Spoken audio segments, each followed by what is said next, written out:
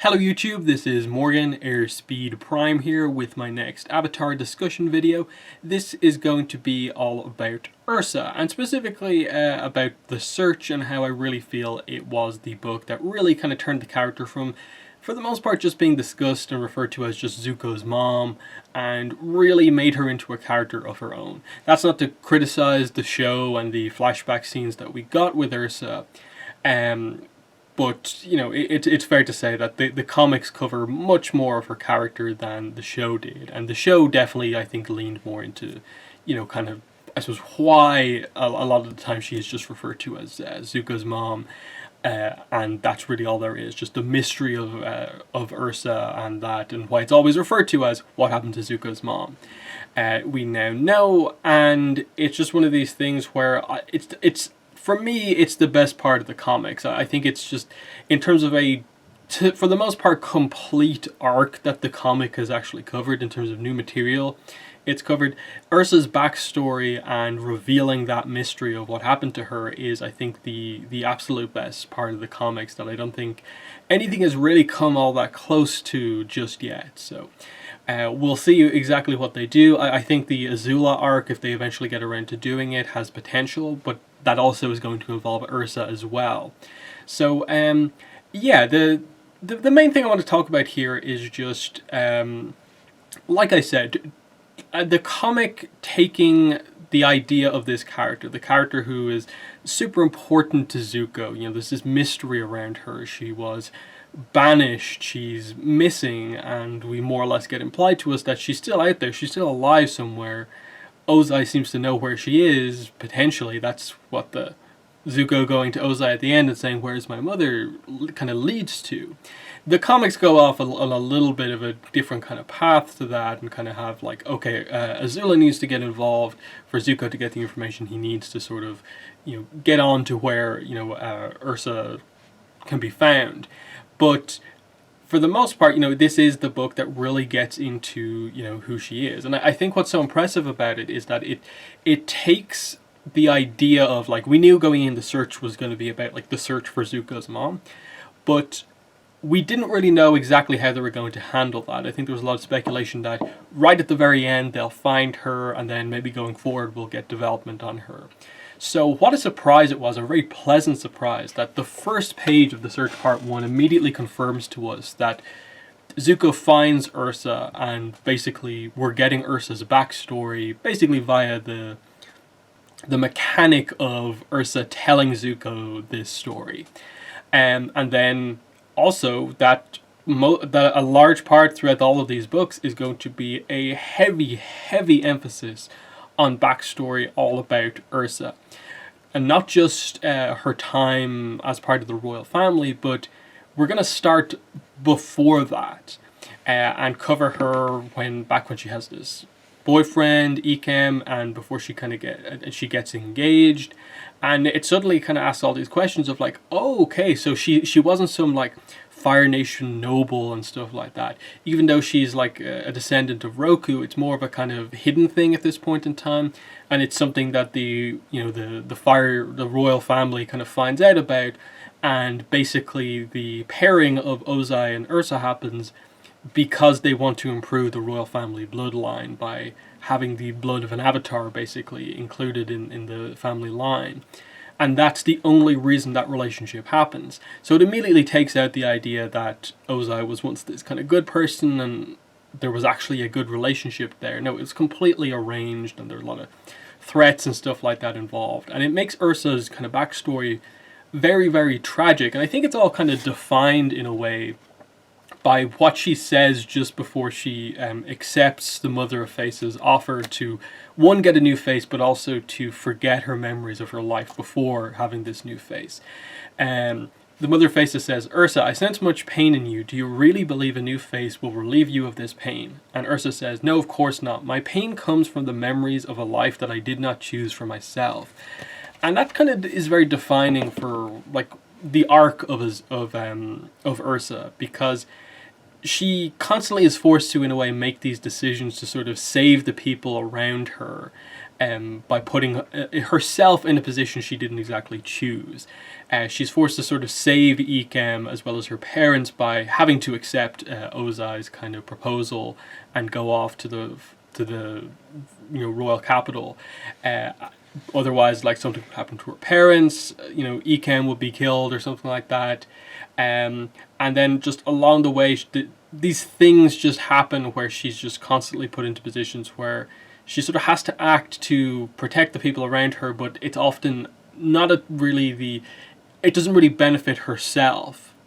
And so it makes that decision, like when she eventually has to decide, she obviously is banished, she finds Ikem again as Noran, and has to decide, I get a new face, do I forget about my old life or not? Will this be something that just constantly always drags me down, or what?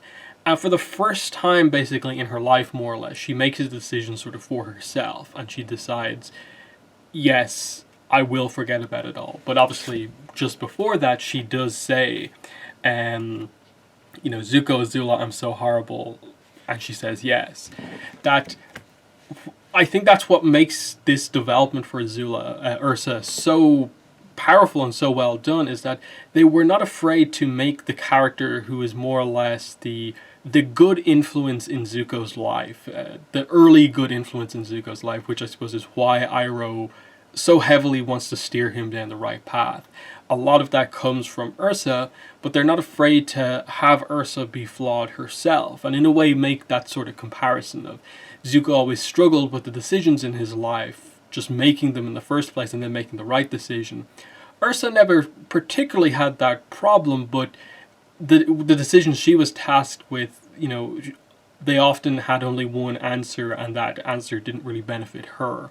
So, you can see some similarities, but she always tried to make the decision for the greater good, and because of that, she has to be considered a good character. But obviously along the way, you see these other aspects of her come out, that she's not afraid to kind of make a very bold play that you almost didn't expect, and that it was always speculation about, like, okay, Ursa was banished at in or around the same time that Azulon died. Did she have some involvement in what happened there, or was the blame for Ozai doing something just placed on her? And ultimately they do a little bit of both. Ursa comes up with the idea to poison Azulon, but she just gives the poison to Ozai. She doesn't actually do it herself. She just lets Ozai do what he wants with it. And he ends up doing it. Azulon dies, and she is banished and can never come back and see her kids again. And she does all of this, of course, to save Zuko because of the whole what happened in the aftermath of the death of Lu Ten. Ozai obviously not being very caring about that, and Azulon basically ordering the death of Ozai's firstborn. And so to save Zuko, Ursa makes this decision, which results in her banishment and results in all of this bad stuff happening.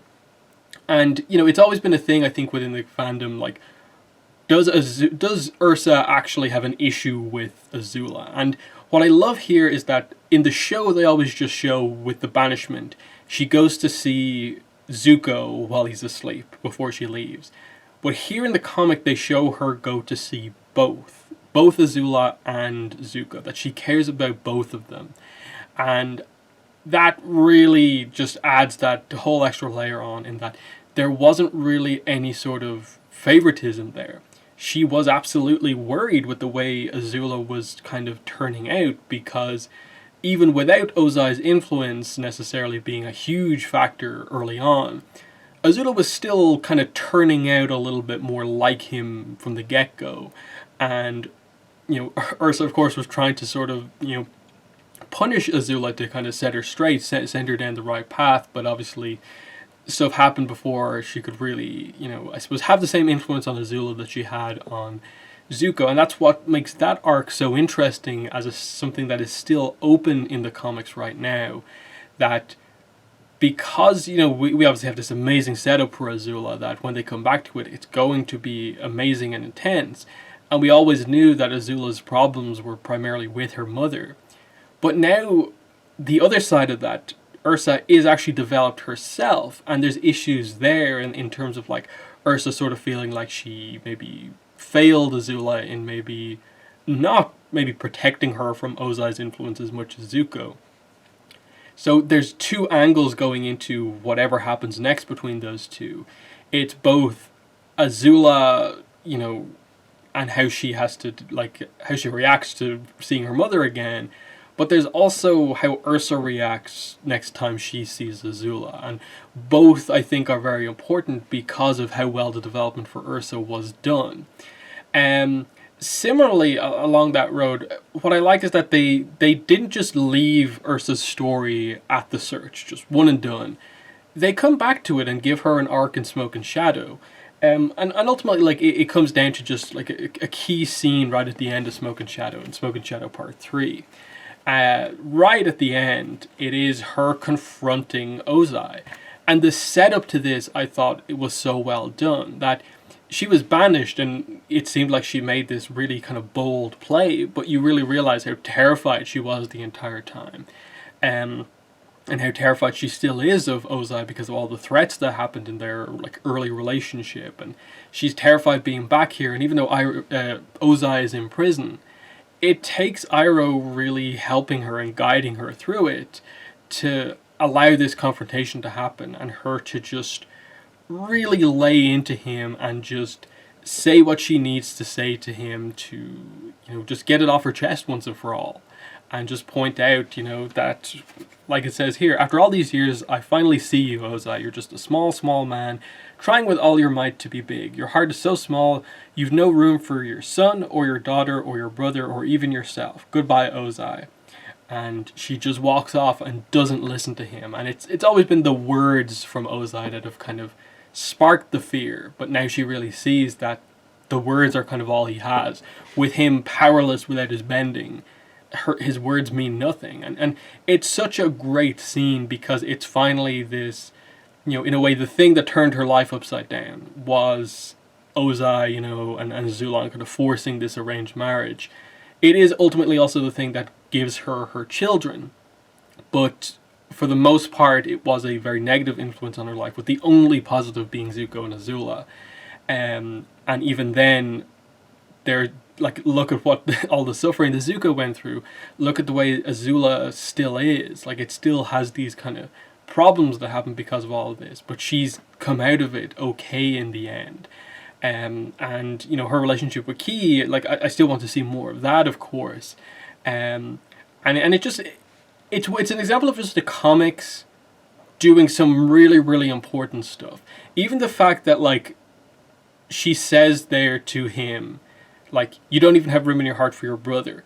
And the Ozai-Iroh relationship is just utterly unexplored. And that's absolutely room for something to be done there. Because Iroh, I've always felt, has been a character who, if you do a story along this line, similar to Ursa with Iroh, where you don't just focus on Iroh as Zuko's uncle Iroh, and everything about Iroh comes through his relationship with Zuko. If you take the approach that this comic took of just, what about just him, just her as a character? Like they do with Ursa here, what if you did that with Iroh, and you allowed insight into his backstory and told it like this? Who was Lu Ten's mother? What was Iroh's relationship like with Lu Ten? What happened in the aftermath and the lead up to Lu Ten's death? All of those key moments, I think it's just an example that the comic can do this, and here is a prime example with these books of how it was done. And yeah, the point I'm getting at here is just to sort of highlight once again one of the best things that the comics have done to show that they've done it before, they can do it again, and they just need to get back around to telling a story that sort of feels more important, that is more important, and they have options with just using the characters that they have. And they've touched on it before, since, in that Hakoda is also very well written in the comics, and more depth has been brought to him. North and South was actually very good on that front. Similarly, Toph's father was very much, just the person in the way of Toph and kind of the person who forced her to run away with Team Avatar. now he's more developed and he's kind of a guiding force behind basically early Republic City. And they're doing a good job with that. It's just, look how important you can do it if you really commit to telling a big story. You can take a character from being just the good influence in Zuko's life and just basically being known as Zuko's mother, and turn her into one of the most fascinating characters in the franchise, who has made all of these difficult decisions in her life, has encountered all of these tragedies, and then had that one moment where she made this really tragic choice to, for the first time, like, just choose to be happy for herself, and her have that happiness. And I think it's one of the best parts in The Search is when Zuko comes in and is basically told and begins to realize that Noriko is his mother, and his mother is happy here. She has a new family, and she's just completely happy. And if he got in the way of that, would he be taking that happiness away from her, given that he knows an aspect of that it wasn't great for her? And the fact that he does all of this, and especially early in The Search, he puts so much effort to try and find her and get her back, and he's willing to just be like, I think I just need to leave and let her be happy. I'm happy just knowing that she's alive and happy. But she, in the end, of course, makes the decision to remember everything again. And, she had those happy years of, like, not having all that, pain and suffering. But now that, the war is over, Zuko's in charge now. There's still some issues, of course, to be resolved as what happens. She has to face the consequences of, like, the changes she decided to make. One being that Ki, her new daughter, has to obviously react to her looking different now, acting different now.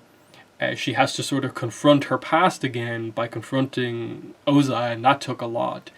And now going forward, it is still, Azula still out there as just causing all this trouble in the Fire Nation, and, Ursa offered basically a chance to listen to Azula, but Azula ran away from it. And it's all about when will they come back to that. And I think it's just an example of using a character who got only very small amounts of development in the show and just doing wonders with them. Like, Azula is an example of a character who was developed really good in the show, and they're doing good stuff in the comics with.